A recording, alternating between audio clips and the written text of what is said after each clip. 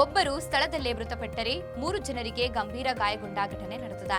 ಚಳ್ಳಕೆರೆ ತಾಲೂಕಿನ ಕರಿಕೆರೆ ಗ್ರಾಮದ ಕ್ರಾಸ್ ಬಳಿ ಶುಕ್ರವಾರ ಬೆಳಗ್ಗೆ 6 ಗಂಟೆ ಸುಮಾರಿನಲ್ಲಿ ನಡೆದಿದೆ.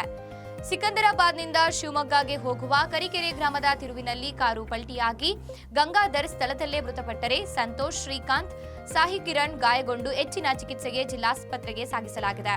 ಘಟನಾ ಸ್ಥಳಕ್ಕೆ ಠಾಣಾಧಿಕಾರಿ ದೇಸಾಯಿ ಭೇಟಿ ನೀಡಿ ಪರಿಶೀಲನೆ ನಡೆಸಿ ಪ್ರಕರಣ ದಾಖಲಿಸಿಕೊಳ್ಳಲಾಗಿದೆ.